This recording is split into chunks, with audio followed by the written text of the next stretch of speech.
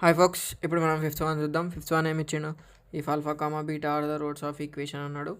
ఇదేంది మనకి standard equation అని తెలుసు.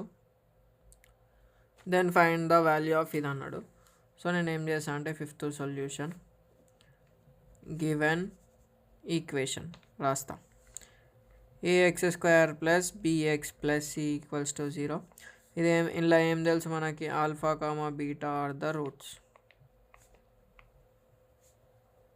ఈక్వేషన్ 1, దీన్ని ఈక్వేషన్ 1 అనుకుంటా. So ఏమనుకుందాం? Sum of the roots alpha plus beta equals to minus b by a, product of the roots equals to c by a. ఎందుకు బయ్యా అంటే ఇది మనకి ఫార్ములా ఉంది ఇక్కడ చూడు, ఇది స్టాండర్డ్ ఈక్వేషన్. సో ఈ ఈక్వేషన్కి ఇవే ఫార్ములాలు కాబట్టి ఇవి రాసినాం. ఇప్పుడు ఏమన్నాడు మనకి? Therefore 1 by alpha plus 1 by beta అన్నాడు కదా. ఎల్సిఎం తీసుకుందాం. ఆల్ఫా బీటా వస్తుంది. సో ఇది ఏమవుతుంది? ఆల్ఫా బీటా వస్తే 1 by alpha into alpha beta, alpha alpha పోతుంది, beta plus alpha.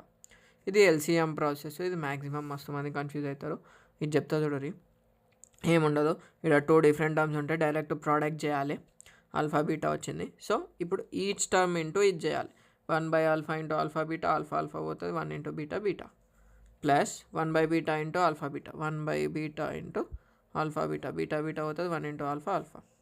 So alpha plus beta by alpha beta. Alpha plus beta ఎంత? Minus b by ఏ. ఇదెంత? C by a. ఇప్పుడు చూసుకుందాం. Minus b by a into a by c. కింద ఉన్నది మీదకి పోతే ఉల్టా అవుతుంది.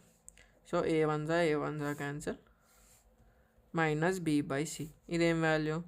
1 by alpha plus 1 by beta. ఇట్లనే మనకి వేరే వేరే టర్మ్స్ ఇస్తాడు. జస్ట్ మనకి ఏం గుర్తుకుండాలంటే ఈ ప్రాబ్లంలో ఇవి some of the roots, product of the roots ఉండి సాల్వ్ చేయడం వచ్చేస్తే అయిపోతుంది, ఈజీగా అయిపోతుంది.